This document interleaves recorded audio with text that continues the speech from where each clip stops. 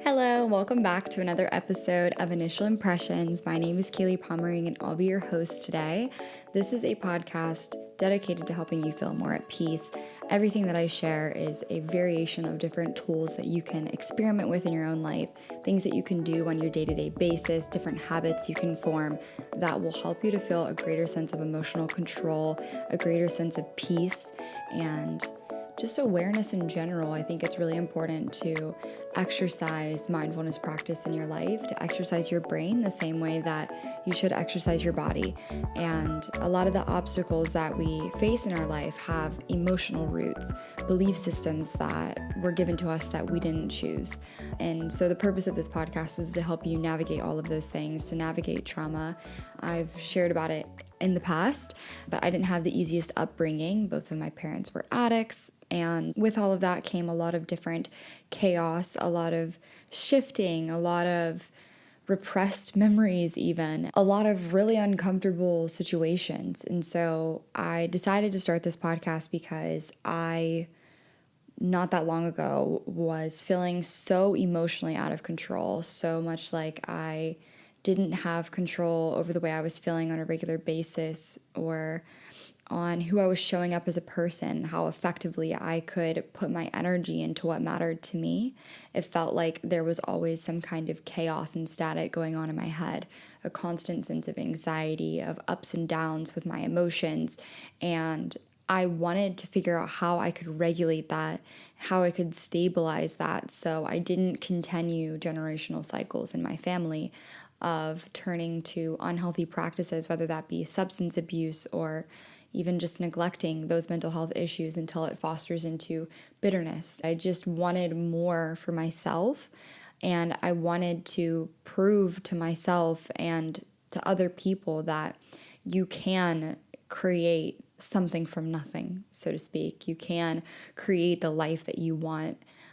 Any life that you want, no matter what it is that you came from, that you can change the characteristics that you've developed over time that you don't love, that you can change those things, that you can become the person that you want to be, and that, in fact, the person you want to be is the person you're meant to be. And I really do believe that. And so I went off on a journey to try and figure out just how to do that. How do I find that emotional peace without getting on medication? At the time, I was diagnosed with bipolar type 2 disorder, which, if you're not familiar with that, I didn't have any strong blackouts, but I was having very strong mood swings. And I had depression and anxiety, and I was having panic attacks to the point sometimes when I would be at work, I would have to rush to the bathroom and just wait for me to stop hearing my heartbeat in my head. And I would not have a very great awareness of what was triggering those emotions. And it wasn't until later in my life that I was introduced to a quote, "You're not your thoughts, you're the thinker of your thoughts," that my perception of the way that our brains work completely shifted. My perception of who I was, who the voice in my head was, completely changed. And I realized that I have a habit of choosing different thoughts that introduce different emotional responses. And what thoughts I choose to think in turn create the emotions that I end up feeling. And it took me a while to learn how to slow down my thoughts so that way I could control the emotional outcome. And I practiced that for a really long time, and I did that through meditation. So when different thoughts would come up, I got very good at saying, now is not the time, and letting that thought pass by and knowing, like I will journal about that later or whatever it may be. I got better at choosing the thoughts that I think. I started to challenge the different belief systems I had, and some of them would come up during meditation where I would think certain things about myself, and I would wonder, well, why do I have that belief? Why am I thinking this way about myself? Why am I being disparaging to myself or tearing myself down for this? Or why don't I believe that I'm capable? Or why don't I believe that I'm worthy? And I really started to challenge some of these belief systems that had been echoing in the back of my head for as long as I can remember. And when I started doing that, it was like really pulling the string on a lot of things, and a lot started to unravel. And I realized how many of the belief systems I had were a direct result from things that were said to me as a child that weren't fair to say to a child, or wasn't a fair environment for a child to be in, and it gave me different fears, different anxieties to work through. And recently I've reached like another layer of realization on what it really means to be positive and work through those negative experiences and emotions, because I went through a time period where I journaled about things, I cried about things, I went to therapy, and I was like, okay, I've worked through it. Now, when these things resurface, I need to have a strong enough mind to refocus myself. And I think that in some circumstances that is ideal, when you're thinking about things that are in the present moment, when you stub your toe and then you spill your coffee, like, yes, in that moment, I think it's better to have a more focused thought, a more focused and powerful mind to be able to say, like, that was a shitty moment, but this doesn't have to be a shitty day. And like, you can laugh things off, or like look at things from a different perspective. Or sometimes when I hit every single stoplight, I'm tempted to be annoyed, but I refocus my brain and I say, well, I'm going to be grateful because maybe I'm supposed to be on this route. Maybe I would have gotten into an accident if I wouldn't have. And there's so many different possibilities that you can choose to believe in every single day. You can choose to believe that things are working out for you or that they're working against you. But something that I did not quite account for when I was thinking about how strong and powerful my brain should be to focus on positive things is I didn't consider that sometimes if a certain emotion continues to come up, maybe it's not fully dealt with yet. Maybe just because you cried about it and journaled about it and went to therapy about it before in the past doesn't mean that every single belief system that you shouldn't have has been dealt with from that situation, that you've completely healed from that situation. And recently I've been introduced to the concept of shadow work, where you basically are dealing with emotions, traits, memories, thoughts, beliefs that you are trying to repress. If it's something that you try to avoid, if it's something that you try to repress, if it's something that's in your subconscious mind, then working through that is your shadow work, and that is your shadow self. So to repeat that again, it's the repressed emotions, traits, and memories, thoughts that you have towards yourself, the past, that you just really try to push down or push away. And it can also, it can be emotions that are really hard for you to deal with. Maybe some negative emotions are more triggering for you than other negative emotions. And dealing with the reasoning behind that is shadow work. So an epiphany that I've come to recently is that if you have a situation in your life that brings up an extremely difficult negative emotion, like embarrassment or bitterness or shame, whatever it may be, and you have a really, really hard time moving past it. I mean, you just are obsessing over it. You really can't let go of that feeling. That could also be a symptom of past experiences that have triggered you to experience the emotion of shame, bitterness, embarrassment, whatever it may be, that you have not fully released. And so your brain is using the circumstance that's right in front of you as an outlet for those emotions. And if you continue to push away the thought and you continue to distract yourself, which is what your brain will tempt you to do. I remember even last night, after things really sunk in about shadow work, because there was a time period in my life I was really afraid.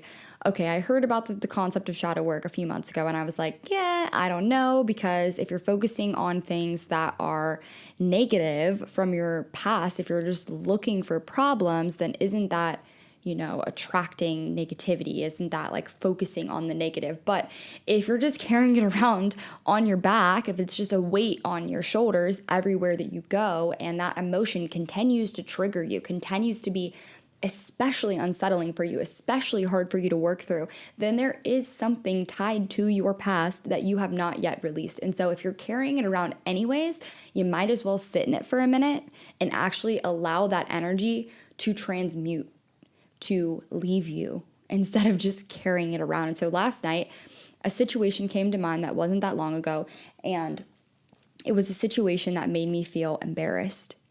And for a moment, I was like, okay, I should just put on an audiobook or I'll watch some anime and I'll just fall asleep to it, distract my mind. I don't want to think about this uncomfortable emotion. And then I was like, okay, let's try something new.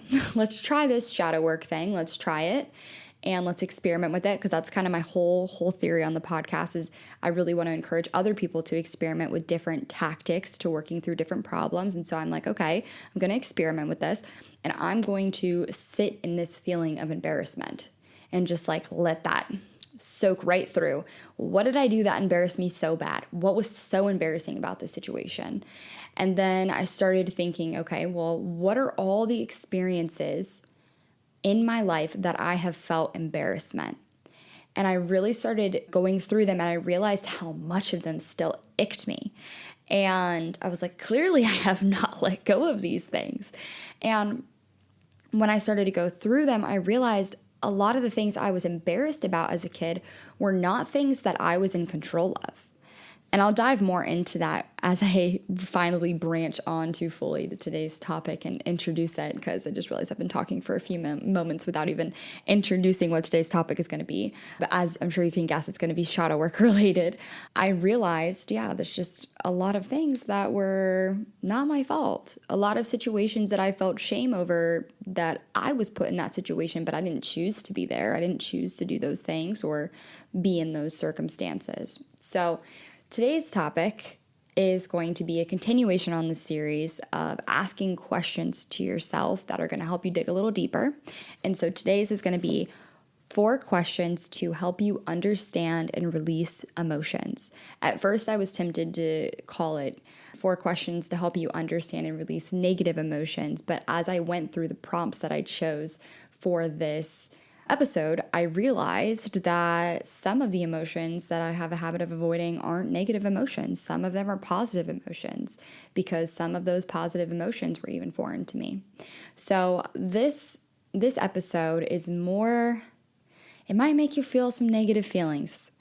And there was a time that I would say you should not feel them more than necessary, but I think that there is a bit of feeling negative emotions more than I originally thought was necessary. That is necessary.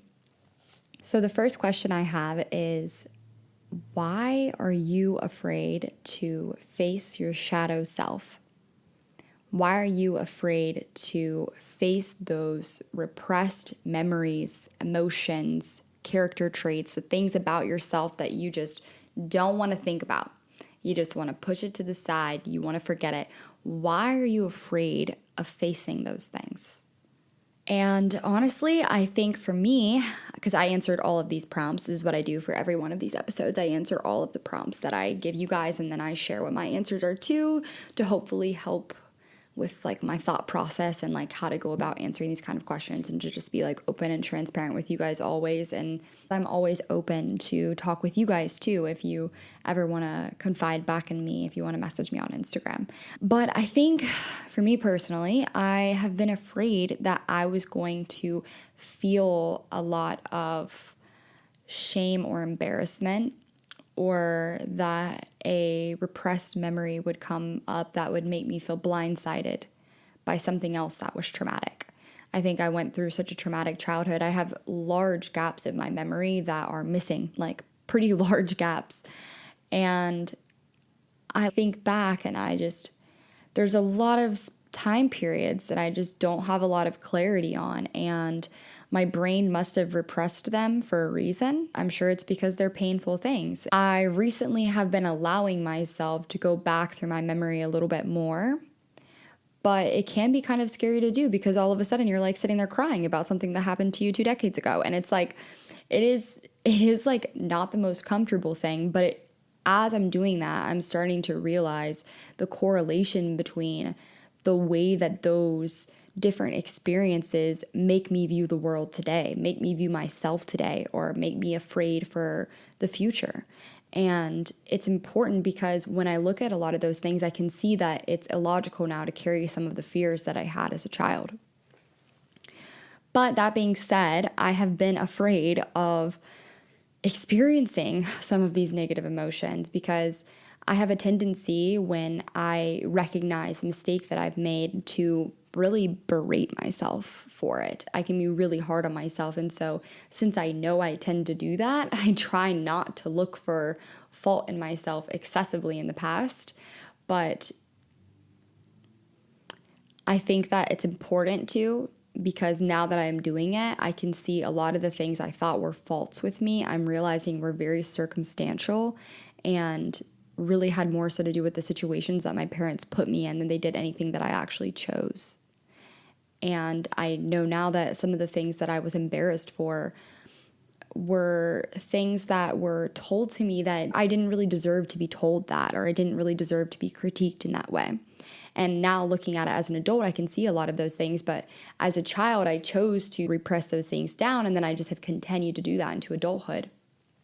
But in seeing a lot of those things, you can see the flawed logic. You can see the way that like some other adults or kids projected things onto you. And as a kid, you don't recognize it as projection. And when you repress it, you never get the opportunity to give yourself that validation to say, no, you didn't deserve to be talked to that way. You didn't deserve to be hit that way. You didn't deserve to be spoke down to that way or belittled in that way. That was not your fault. And you don't ever get the opportunity to do that when you don't face those repressed things.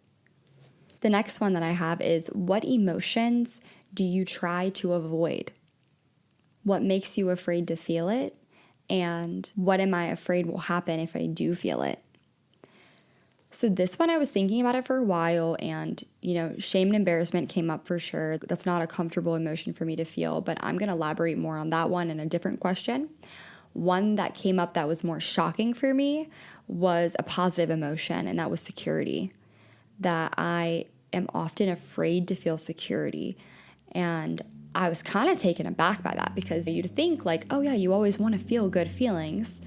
But I have a lot of fear around feeling security. And when I sat on that, I realized it's because there was so much instability in my life, that there would be time periods that felt secure, felt like it was going to be different, like we were going to stay at that house, or we were going to stay at that school, or I was going to be able to be around those friends for long. And then all of a sudden, we're evicted again, and we're selling all of our stuff, and you can bring the backpack of whatever your belongings you can fit into a backpack, that's what you can keep, and the rest we're going to sell in a yard sale, and you're going to help sell your own stuff.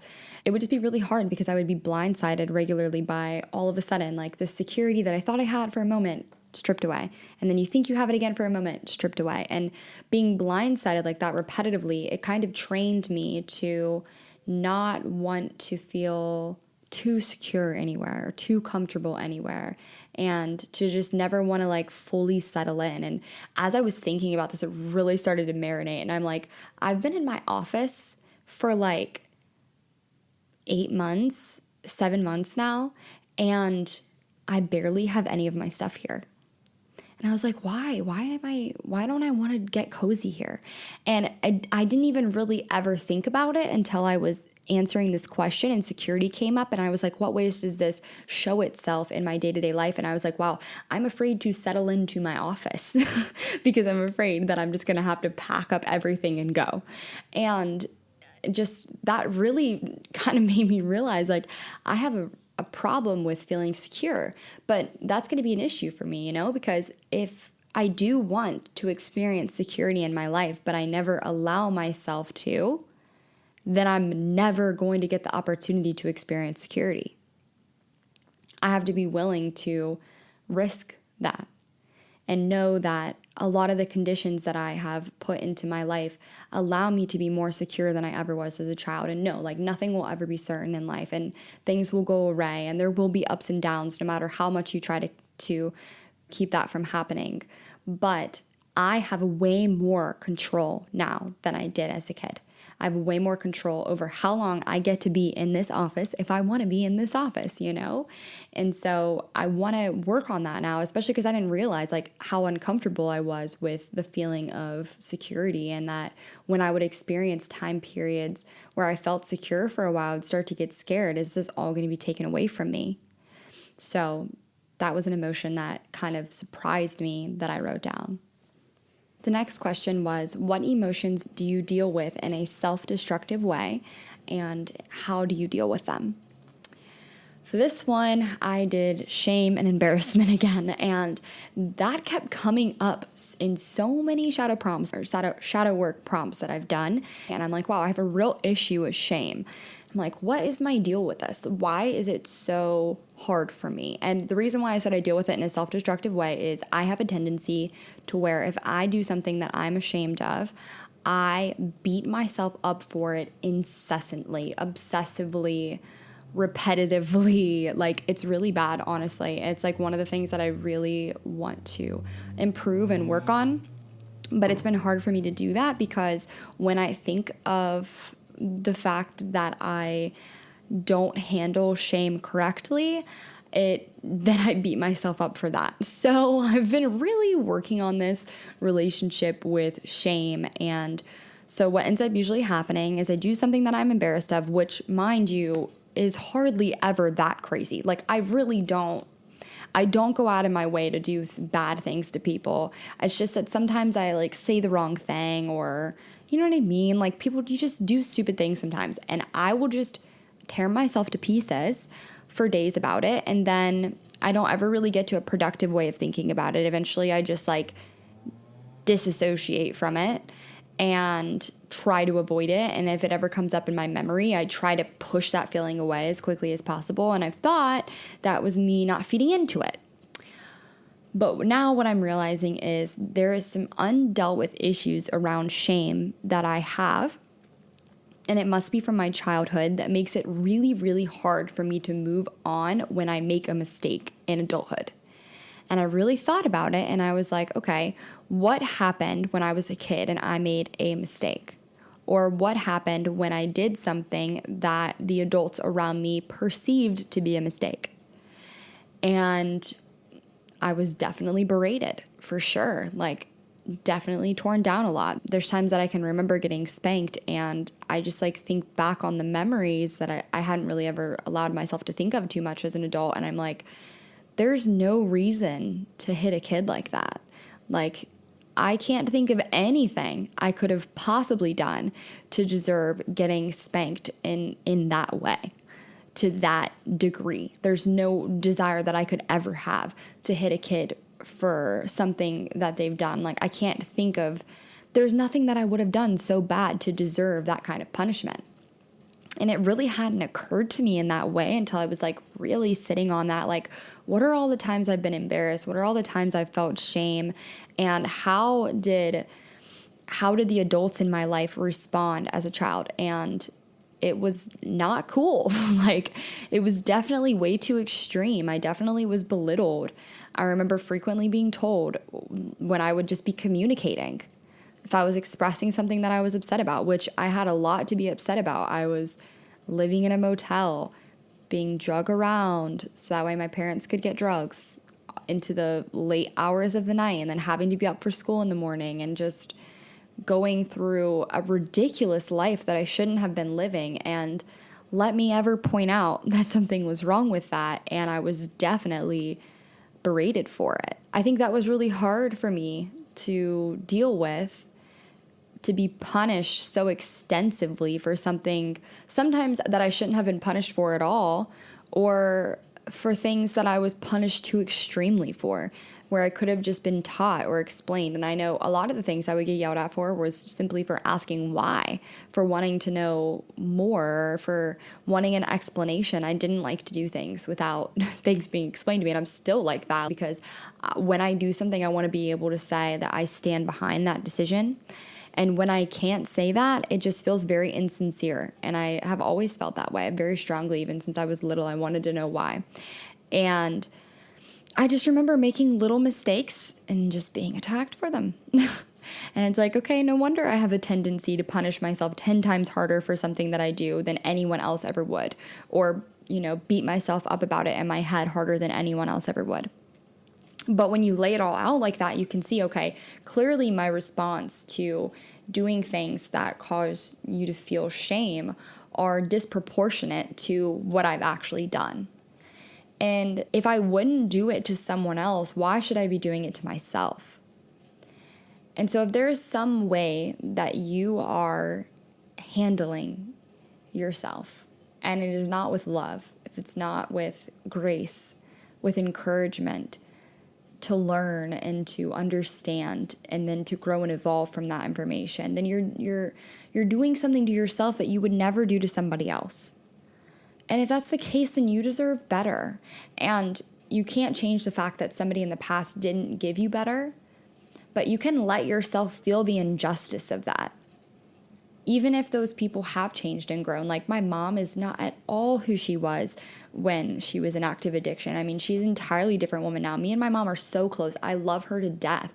But that doesn't mean that, and my dad too, he really has grown a lot. But despite wherever those people may be now, that doesn't mean that you aren't entitled to feel the injustice of it when you were at that time period of your life. Like, it doesn't invalidate the mistake that was made. And it doesn't mean that you have to say anything to these people today if you don't want to. And it's not even that you should feel like you're supposed to.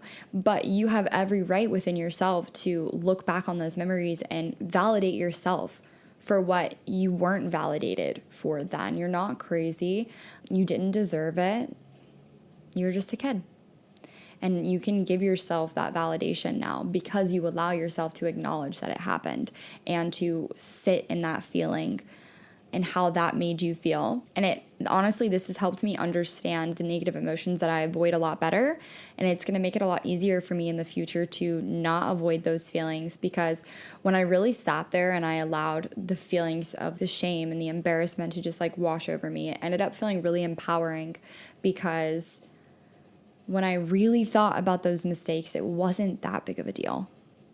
Everything will be okay. I learned from it. I know better now. I won't make that mistake again. Yeah. The last question was, how judged do you feel on a regular basis? And how much of that judgment is real or perceived, real or imagined? And this was eye-opening for me. I did not realize how often I thought people were judging me. Like, I was sitting here and I was like, oh, on a daily basis, I'm pretty sure on a daily basis that I imagine when I see people, and you know, sometimes you can just tell people are talking shit. Whether or not you know it's about you or not is one thing, but like, you hear little key phrases and you know, okay, they're talking about somebody. And I've realized that I've had a tendency to assume that they were talking about me. And I was like, well, why would I assume that? If I'm not really doing anything to anybody, then like, why would I assume that? And so then I started thinking back on like my life, and I was like, when are the times that I felt judged and like I knew I was being judged? Like, not a perception, like I actually was being judged.